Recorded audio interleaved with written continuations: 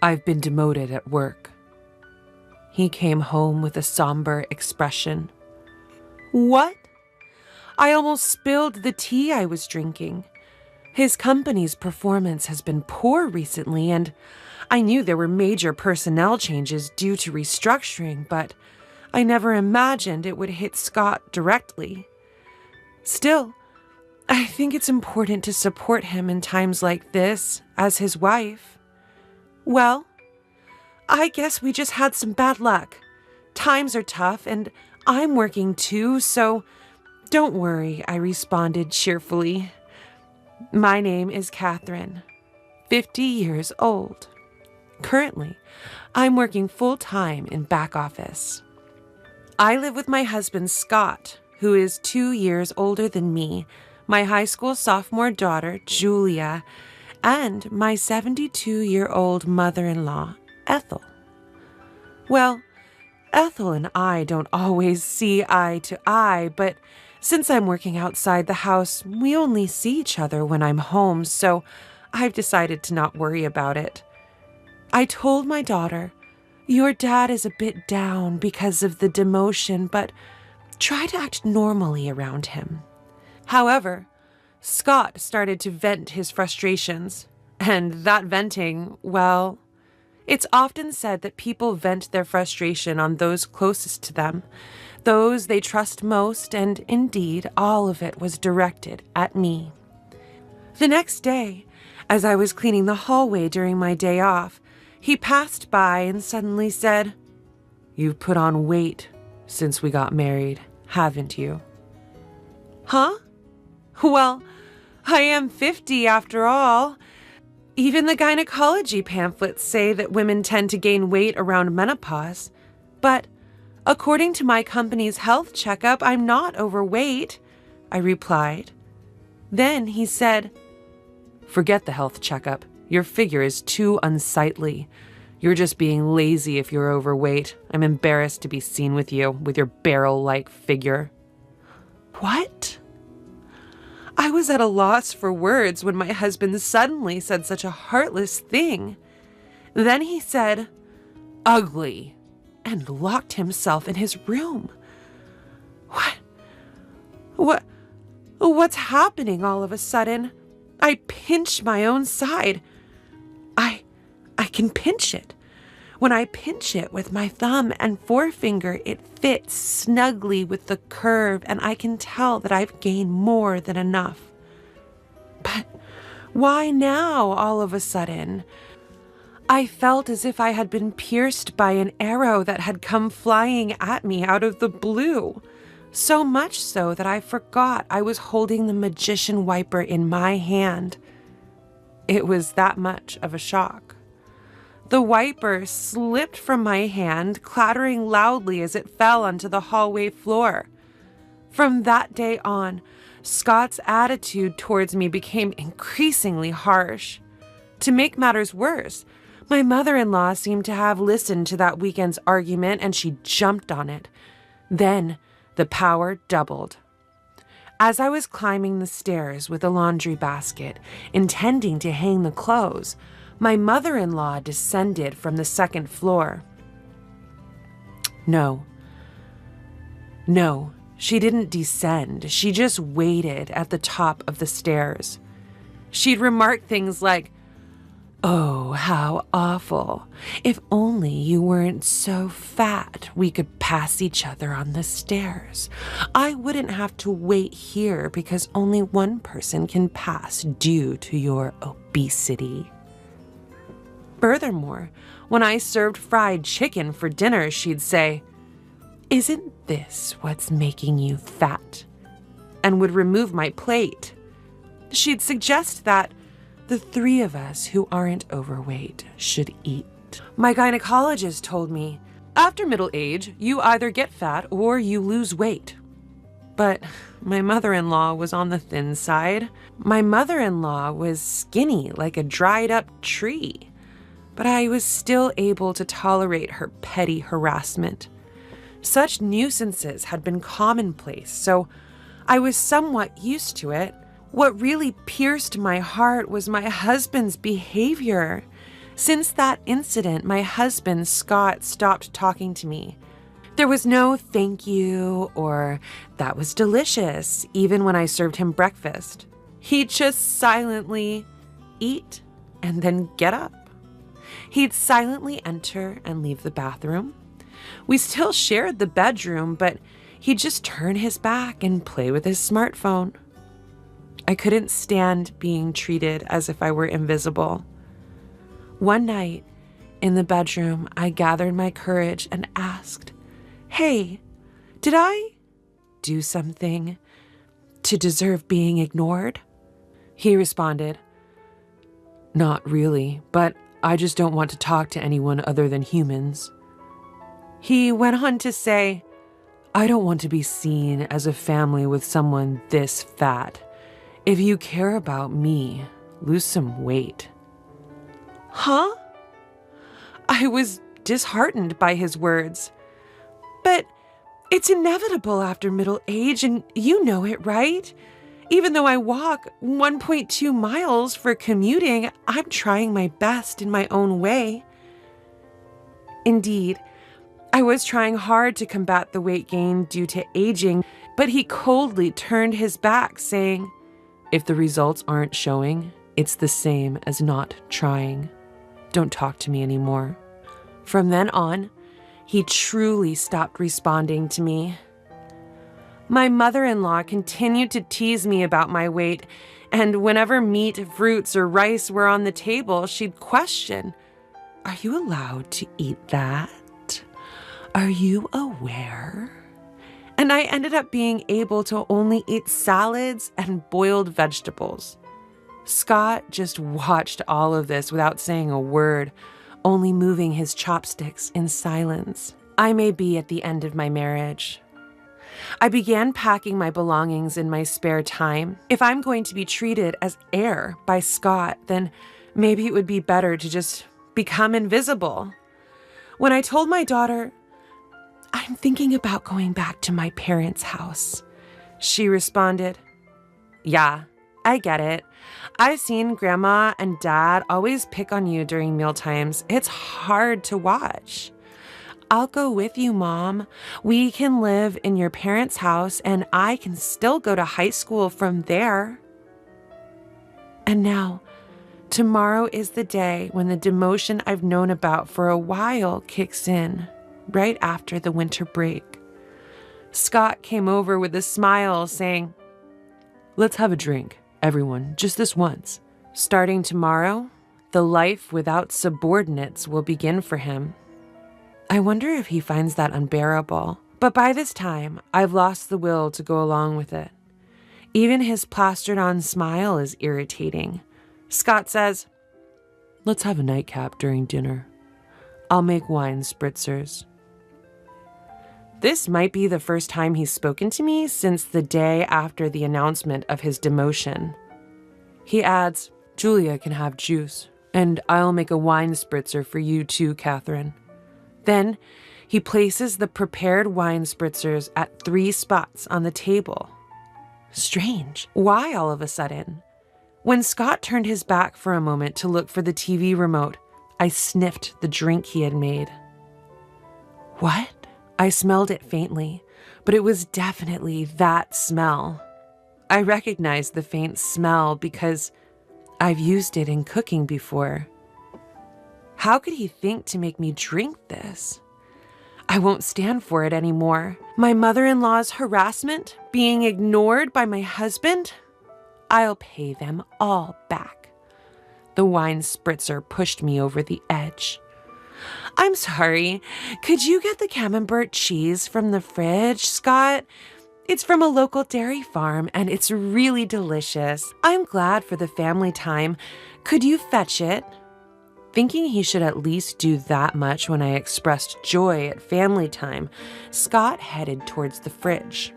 While he was away, and before my mother-in-law and daughter sat down, I switched my drink with the one on the seat to my right. The right seat, it was Ethel's seat. Scott returned with the cheese.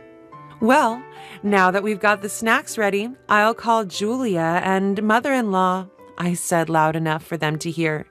"Dinner's ready."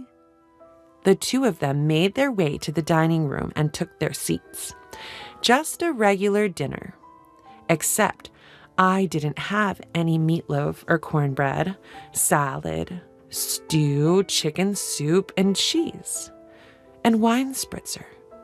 Julia was having juice. "Let's eat." Julia was the one who broke the silence. Scott and my mother-in-law remained silent. I sipped on the wine spritzer Scott had made. He was watching me closely.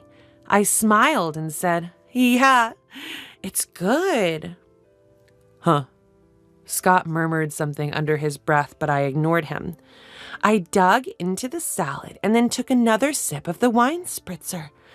Suddenly, a beam of red liquid shot out from my mother-in-law. It reminded me of Godzilla's fire breath. "Wait, what? Grandma, what happened?" My daughter stood up in surprise as some of the liquid splashed her salad. "Did you choke? Are you okay?" Julia grabbed a towel and quickly returned, but as she returned and handed the towel to my mother-in-law, who wiped her mouth. What is that?" Julia voiced out in shock. "Grandma, your mouth, it looks like spicy cod roe." My mother-in-law began to freak out. "Hey, this is spicy. What did you put in my drink?" she shrieked and lunged at me. I coldly brushed her hand away. It wasn't me. Scott made it. Being brushed off for the first time and hearing that Scott was responsible for the dish must have been quite a shock. "What?" my mother-in-law screamed, her lips still covered in sauce, then turned to look at Scott. He was shaking. I leaned towards Scott, resting my hand on the table to exert some pressure. "You thought you could hide it in the wine spritzer, didn't you? I could smell it a little because I've used it before. That was drop of hell, wasn't it?" Drop of hell. I had bought it at a food fair in Alabama. It's not as famous as death sauce, but because it has a hint of lime, I liked it more for its homey taste. That hint of lime was what I smelled, which means he mixed a considerable amount into the drink. My mother-in-law must not have noticed due to the smell of the wine spritzer or thought the lime smell was part of the flavoring. That's probably why she drank it. But regardless, this was a seriously malicious prank. Extremely vicious. "Wait, Dad did that? Why?" Julia wore a shocked expression. I actually intended for Catherine to drink it," Scott confessed. "You should exchange it with yours," frothing at the mouth. Mother-in-law is also out of line. As soon as she found out it was meant for me, she wants to push it onto me. "No way am I switching to that dangerous drink," I said in a low voice, maintaining my pressure on Scott. And then I cornered him. "Explain why on earth you thought of doing something so outrageous." To this, he replied, "You were staying chubby and spicy food boosts metabolism, so I thought I'd make it." Wow, that's pathetic. What a lame excuse, I laughed sarcastically. Did he really think that explanation would be acceptable? Utterly embarrassing. Pressured, my husband hesitated and slightly moved his chair back. "I'm not crazy. This is a legitimate reason to support your diet. Here, exchange this with your cup and drink it. I made it for you." I closed in the distance. My husband retreated. "What are you saying? As the one who made it, you should taste it to see if it's delicious. Come on. When I got up, I took the cup containing a drop of hell in front of my mother-in-law and threw it in front of my husband. I put it aside. Then I moved my face closer again. After ignoring me and treating me like air for so long, did you think I would honestly drink something you said you would make with a smile out of the blue? Didn't it occur to you in your empty head? Isn't it too childish? Come on, taste it. As the one who cooked it, you should take responsibility. I slammed the table. At that sound, my husband, thinking he could escape with a little more backpedaling, stood up from his chair and backed off. After a tense silence, "Drink it," a quiet voice spoke. My husband and I turned to the source of the voice. The voice came from our daughter, Julia. Julia started to speak as if she was squeezing out the words. "Taking your frustration out on Mom, who supports you the most when things don't go well at work, and repeating cruel treatments. This is like a childish prank. I might not be supposed to say this to my parents, but it's too childish and unbearable to watch." Our daughter stood up, too, and she continued, facing her father. "Is it wrong to be overweight? Mom wakes up early and walks to work, and she also brings lunch, so it's not like she's not trying." Then she turned to her grandmother. "And you're going along with it, taking away my mom's dinner like fried chicken? What Grandma is doing is like middle school seniors and juniors. It's embarrassing." At those words, a flustered Ethel began to make a confused excuse. "That's not it. I'm just worried that Julia's mom won't gain any more weight. She must want to be seen favorably by her granddaughter." In fact, Ethel liked Julia, but this time, Julia was harsh. Compassion is something that is conveyed to the other person. It hurt to see Mom's dinner. Despite Mom looking sad, I wouldn't call that compassion. Mom hasn't had any issues in her checkups, but still, taking away her side dishes is just mean. Ethel fell silent. And another thing. It seemed Julia was done talking to Ethel for the time being. She turned back to her father. "Mom goes to the gynecologist every month and keeps herself active. But despite all that, Dad just ignores her because she's put on some weight? What's his deal?" The atmosphere he creates by ignoring her mistakes, the house feels so tense. Can't he see that? Even Colonel Sanders and Aunt Stella from the cookie ads are plump. There's a term called happy weight, you know. If she gets older and becomes a lovely grandmother like Aunt Stella, I'd be thrilled. When I have kids and she's become a grandma, wouldn't it be great to say, "Mom, you've gained some happy weight," and laugh about it? That's my dream. Could you please not ruin it for me? Her gaze was cold as ice as she spoke matter-of-factly. However, her words warmed my heart like hot milk to go with cookies. It's a pathetic sight to see a father scorned by his own daughter. And one more thing, she directed her words at her father. If you're going to ignore someone because of the weight gain due to aging, you should realize that with your thinning hair, you could easily be overlooked yourself. The tension was palpable at the dinner table. Her biting words had brought a chill to the living room. It felt so cold you'd think that even a banana would freeze. It seemed she had said all she wanted to. After a sigh, she turned to me. "That's enough, Mom. It's time to let it go. It will be better for you." Her words took me aback. It would be better if I let go. That's right. You should let it go. As I said earlier, my dream is to see you holding my child, saying you've gained some happy weight and laughing.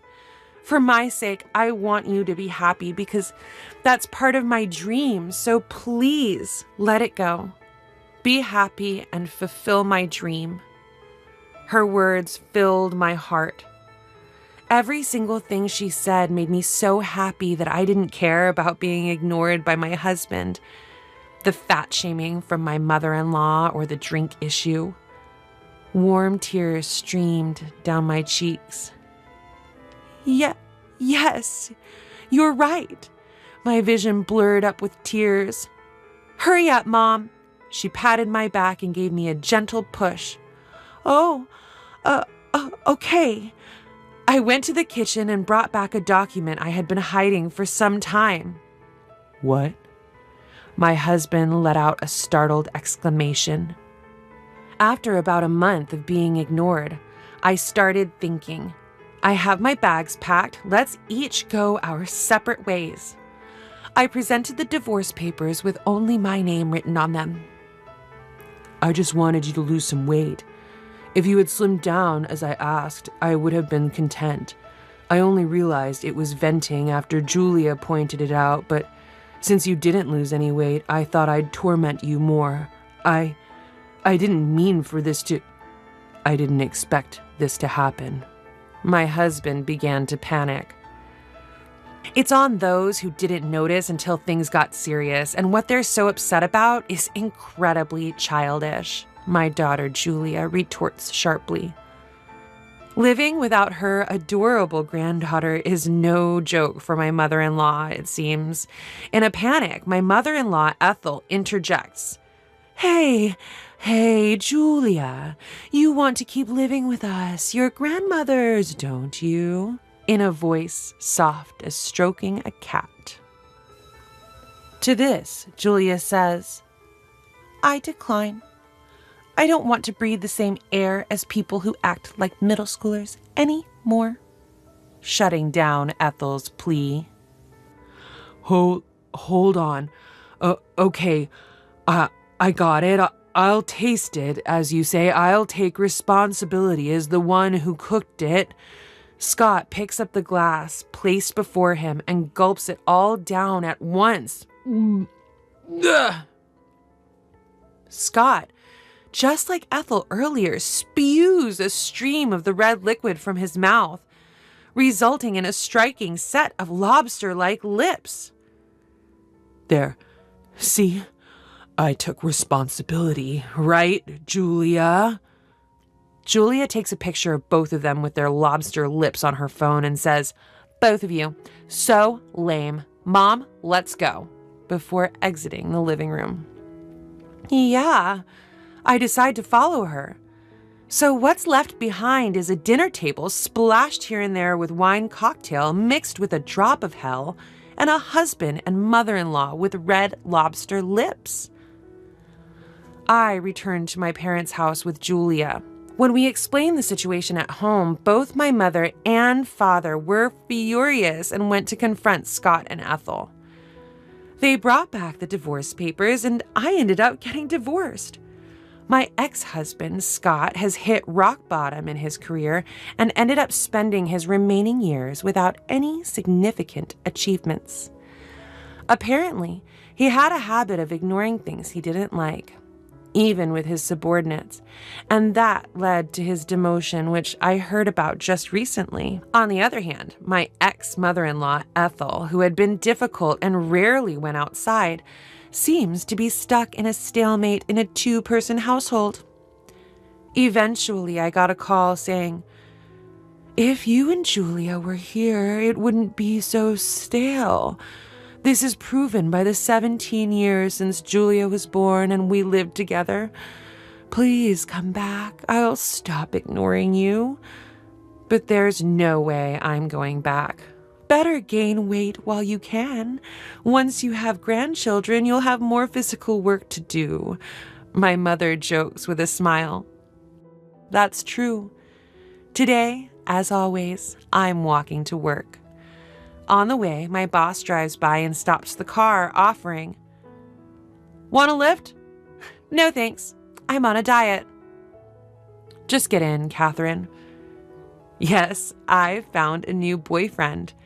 Both of us have been divorced once, but because of that, we've both been through a lot and understand each other well. Dieting is good and all, but it would be a problem if you're late, he says while driving. I've never been late before, I respond, puffing up my cheeks. He glances my way and prods my puffed up cheek with his finger. Give me the time you saved by riding in the car today for our conversation, he says. Ever the talkative boyfriend.